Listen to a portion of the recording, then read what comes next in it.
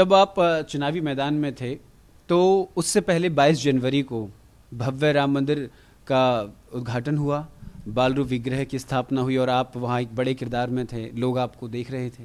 लोग लगभग जो लोग वहाँ मौजूद थे वो आप ही को राम मानकर आपके चरण वंदना करते हैं, वो आज भी हम लोग देखते हैं। उसी के बाद फिर ये फैसला आया सामने कि मेरठ से आप चुनाव लड़ रहे हैं, तो उसके बाद ये भी अंदाज़ा लगाया जा रहा था कि आप एक बड़े बहुमत से आप जीत हासिल करेंगे, लेकिन वैसा कुछ देखने को नहीं मिला। आपने एक बात कही कि खेला हुआ है, तो ऐसा क्यों हुआ, क्या हुआ कि ऐसी बात सामने निकल कर आई कि कुछ तो खेला हुआ है? नहीं, मैंने तो ये शब्दों का इस्तेमाल, ये खेला शब्द का इस्तेमाल तो मैं तो नहीं करता कभी भी, मैं आपको सच बताऊं।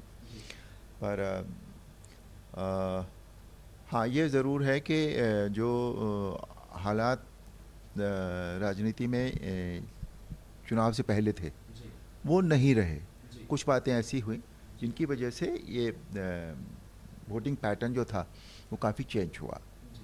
तो जैसा सोचा था कि भाई बहुत भारी बहुमत से जीतेंगे, वो नहीं हो पाया, बट दैट्स इट। अच्छा, मैं भी बार बार इस बात का जिक्र कर रहा हूँ और ये सवाल अब इसलिए बेहद अहम हो जाता है क्योंकि वो एक क्षेत्र तक सीमित नहीं है, वो पूरा देश उसको जानना चाहता है। कि पहले ये कयास लगाए जा रहे थे कि अगर आप राजनीति में आते हैं तो अयोध्या से चुनाव लड़ेंगे, लेकिन ऐसा नहीं हुआ। समाजवादी पार्टी अयोध्या में चुनाव जीती।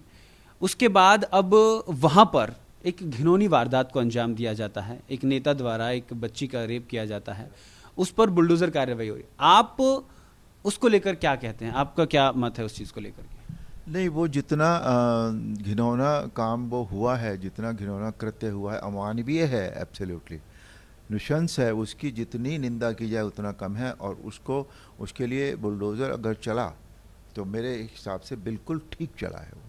मतलब राम की नगरी में अगर ऐसा हो रहा है तो बुलडोज़र ठीक चला बिल्कुल। बुलडोज़र क्यों नहीं चल सकता फिर किसी के ऊपर जो इस तरह के काम करते हैं? कहीं तो इंसान को सीख मिलनी चाहिए।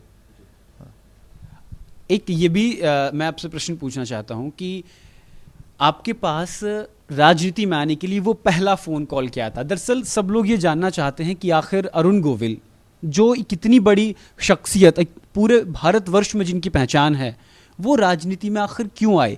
किसका पहला फ़ोन कॉल था? किसने आपको प्रेरित किया राजनीति में आने के लिए? देखिए, मैं राजनीति में बहुत सारी चीज़ें ऐसी होती हैं, लोग ये कहते हैं ना कि सारी बातें जो है वो खोल कर नहीं बताई जा सकती। मैं बताऊं आपको, राजनीति में मुझे आने के लिए बहुत पहले से ऑफर्स आते रहे हैं, आज से नहीं, बहुत बरसों से आते रहे हैं मुझे ऑफर्स, पर मेरा मन कभी था नहीं राजनीति में आने का।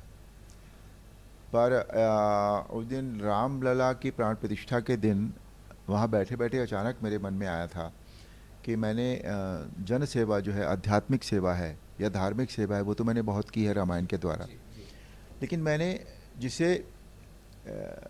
मतलब जन कल्याण सेवा जिसे हम कहते हैं, फिजिकल 1 to 1, वो उस तरह की सेवा मैंने नहीं की है। तो एक थॉट मेरे दिमाग में आया और आके चला गया बस। फिर कुछ दिन बाद मैंने देखा कि मेरे नाम जो है वो टेलीविज़न में आना शुरू हुआ। मेरे दोस्तों ने भी कहा कि देखो तुम्हारा नाम टेलीविज़न में आ रहा है, मैंने भी देखा, तो मैंने कुछ कहा नहीं किसी से।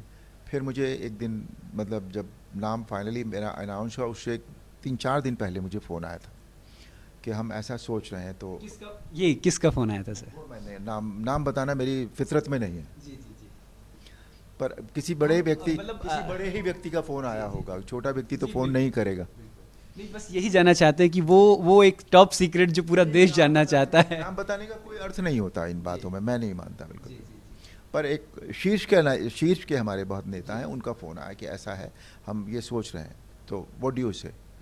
और मेरे मन में पता नहीं कैसे वो आया कि मैंने कहा ठीक है, इट्स ओके विद मी, बस। और मेरा नाम फिर मेरठ से अनाउंस हो गया, क्योंकि मेरठ में शायद उन्होंने भी ये सोचा होगा कि भाई मेरठ से ये व्यक्ति जन्म हुआ है इसका, वहाँ पढ़ा है। मेरे जीवन के मैंने 22 साल मेरठ में निकाले हैं टोटल मिलाकर, तो इसलिए उन्होंने सोचा होगा कि इनको मेरठ से हम खड़ा करें। And that's it, here I am. तो राजनीति में आने के बाद, जैसा कि आपने भी जिक्र किया कि आपने ट्वीट किया, तो जिस तरीके से आपकी एक छवि एक राम के रूप में आपकी कल्पना की जाती है, तो आपने लगातार मोटिवेशन दिए। मैंने व्यक्तिगत तौर पर उन तमाम आपके पोस्ट को एक मोटिवेशन के तौर पर लिया, अपने जीवन में उसका अनुसरण किया। अब वो क्या राजनीति में आने के बाद आने बंद हो गए हैं, क्योंकि आपने बताया कि मेरे एक ट्वीट पर जो है उसको गलत ले लिया था। मैंने वो जो सिलसिला था वो बंद कर दिया, बिकॉज राजनीति में आते ही उसके कुछ अलग मतलब हर चीज़ के निकलने शुरू हो जाएंगे, है ना। तो मैं वो कन्फ्यूजन क्यों क्रिएट करूं अपने चारों तरफ, इसलिए मैंने वो जो ट्वीट्स का, मोटिवेशनल ट्वीट्स का जो सिलसिला था वो बंद कर दिया, क्योंकि कोई हर ट्वीट कहीं ना कहीं किसी न किसी घटना से जाकर जुड़ जाएगा, इसलिए मैंने वो अभी फ़िलहाल उसको रोक दिया है। तो मतलब कहीं ना कहीं राजनीति में आने के बाद किरदार थोड़ा सा तो बदला है, ये कह सकते हैं। किरदार नहीं बदला, किरदार तो वही है मेरा आज भी, मेरा आज भी वही, जिन बातों पे मेरा यकीन है, जो बातें मेरी ज़िंदगी हैं वो मैं आज भी वही करता हूँ। मेरा व्यवहार नहीं बदला, मेरी सोच नहीं बदली, मेरे विचार नहीं बदले हैं, कुछ नहीं बदला है बिल्कुल भी।